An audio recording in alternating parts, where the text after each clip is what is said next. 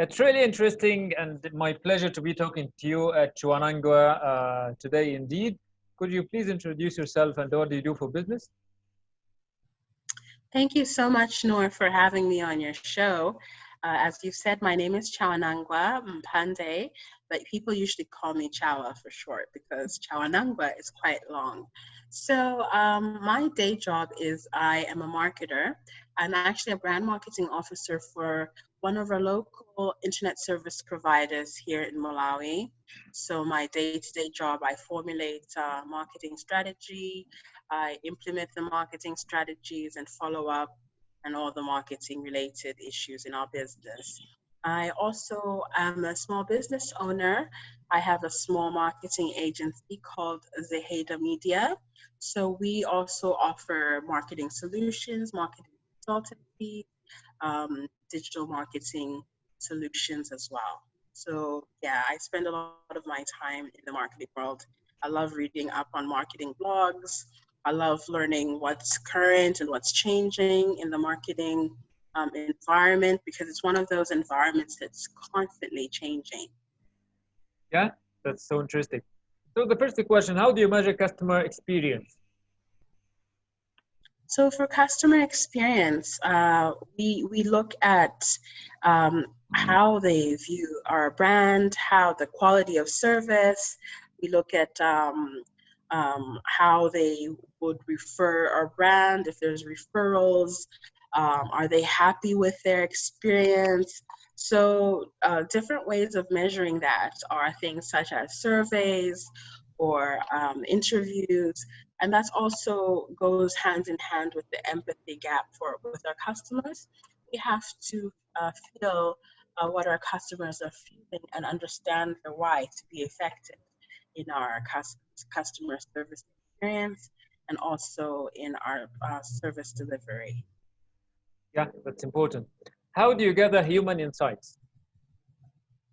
We gather human insights. I alluded a little bit when I was speaking about the empathy gap, but great ways of gathering human insight is from the human themselves. So what they say to us, what they say to us directly about our brand, but more importantly, what they say to each other and what they say to their friends. That is a great way of getting the human insight, but also having a clear definition of who our target audience are and having a buyer persona. Those are all things that come together in the human insights. So you said like what they say about you, what they say to their families, what they say to their friends. Like how do you gather this type of information? So now on social media, it's gotten quite easy because if the customer is not happy with you, they just post.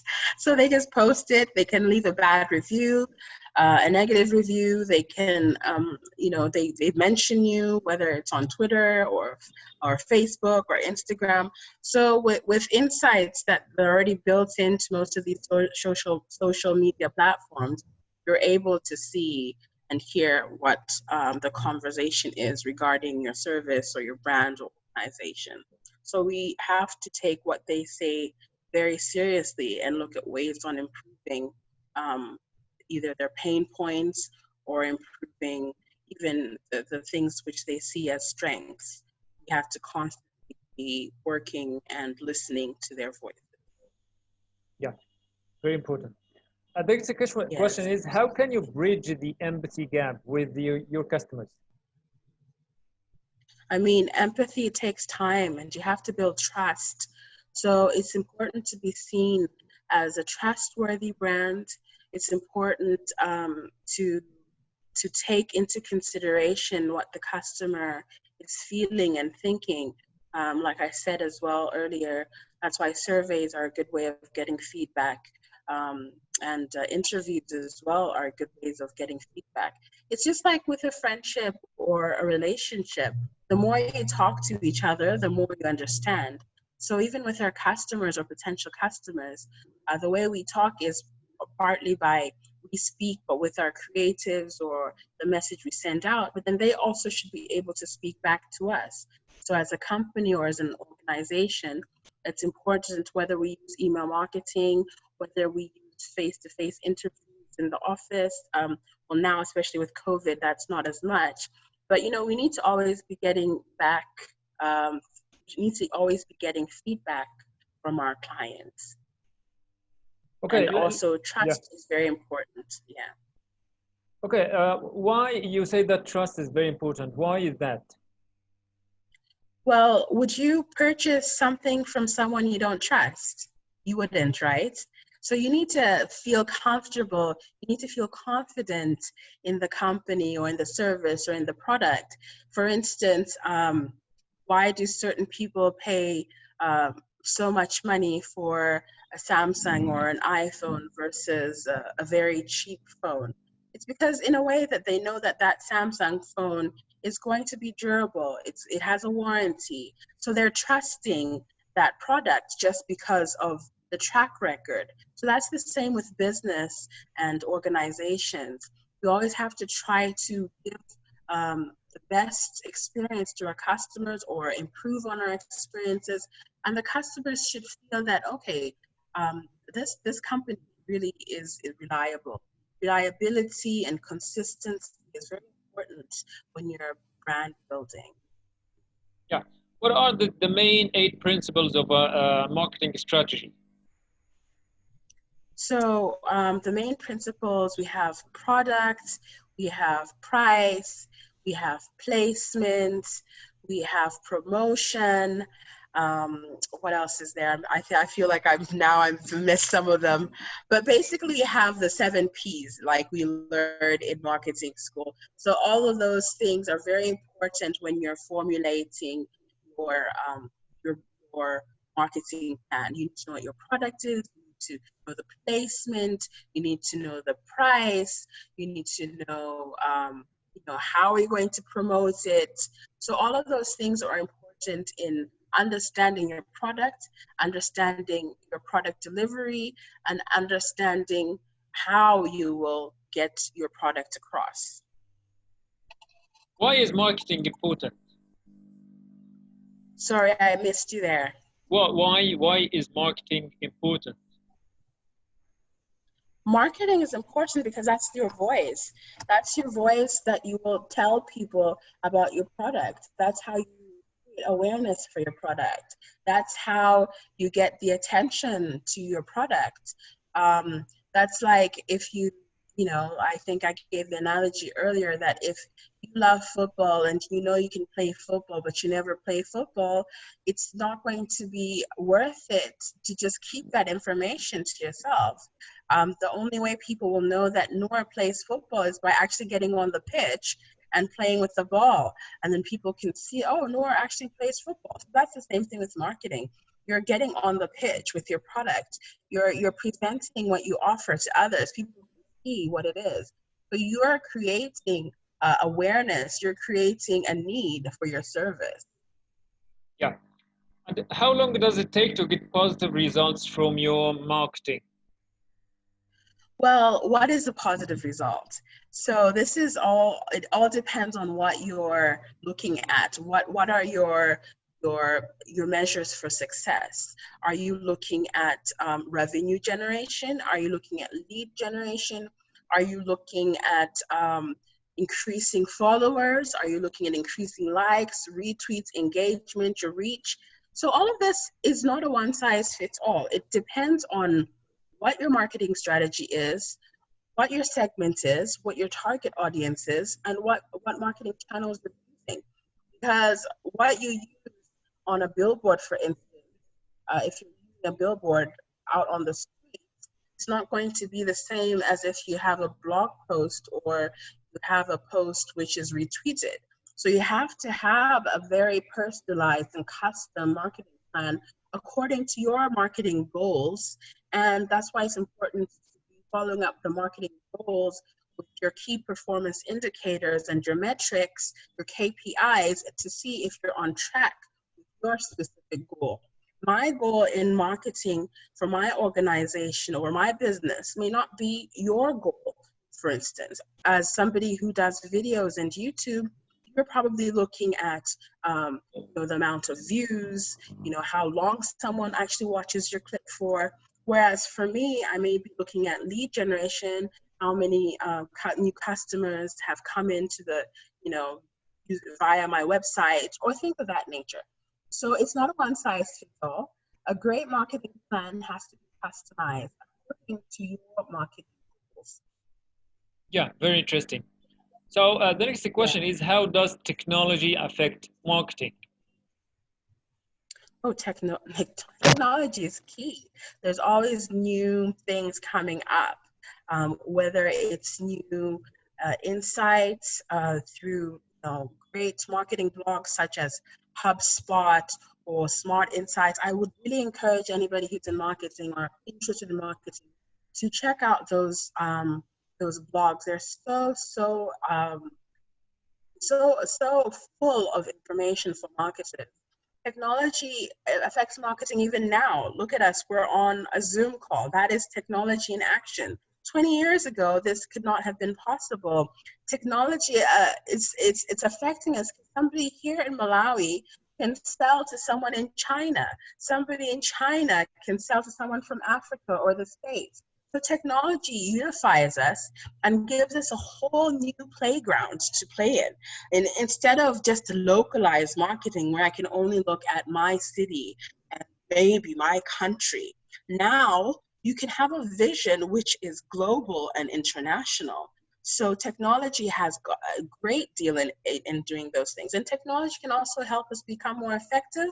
Technology helps us get better insights and metrics using analytics, using even chatbots. That's all technology.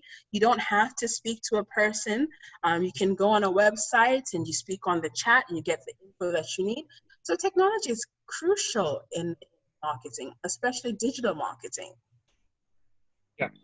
And how do you measure the effectiveness of a marketing strategy?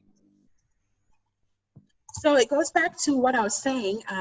Depends on your initial, what are your goals, right? So we can look at the return on investment, look at the funnel, the marketing and sales funnel. We look at conversion rates. We look at, if you're looking at videos only, you can look at, like I said, how long somebody is watching your video for. On your website, you can look at what devices are being used to check out your website, so you can see if you need to rework your website or have a responsive website. So there's many different obviously there's the technical formulas that you can look at when it comes to things such as the return on investment or incremental sales or cost per win. So there's several different gauges to look at marketing effectiveness. I'll seem to sound like a broken record, but it all depends on what is your initial goal with your marketing. That is so important, to have a clear vision and a clear goal. If you don't have this, it's very difficult to gauge if your marketing is effective.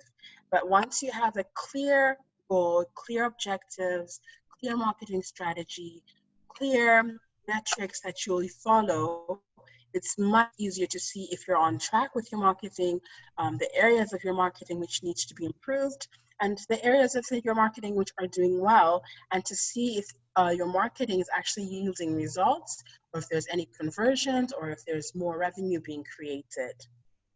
Yeah, that's so interesting. So the next question is, what is the content marketing technology stack? So for content marketing technology stack, these are different technologies that marketers use and to augment their marketing processes through the customer life cycle. So for instance, there's MarTech, which is one of the collection of technologies that marketers can use to optimize their life cycle. So there's different marketing stacks that people look at. I think this is something that may not be embraced by all marketers yet, especially like in our part of the world here in Africa. But I know that this is something that will definitely be big, and like you said, technology is a big part of marketing, especially digital marketing. So it will increase in the usage. What are the current marketing channels? So current marketing channels. So the different marketing channels that I use currently, we use social media. So on social media, we have Twitter, we have LinkedIn, which is very important. We have YouTube as well. There's Facebook, which still remains very often used. There's email marketing. So there's so many different channels and digital touch points. Some people use Reddit or Medium if they're doing posts or articles. Some people even use Pinterest. Some are even using TikTok with their marketing channels. So it really depends on your target audience. Like I said before, your target audience will guide you in terms of the best channels to use, because what may work for one, like let's say Instagram, may work for one company, but it may not be suitable, for instance, in a financial sector. Because Instagram is something that's seen as more images and more useful in a way. Just the same as TikTok may not be something that someone in the finance or a more serious sector may prefer to use. Perhaps it will change with time, but I think it's not about using all channels. I really believe in using the most effective channels for your target audience and for your goals. Because, for instance, I'll just give an example.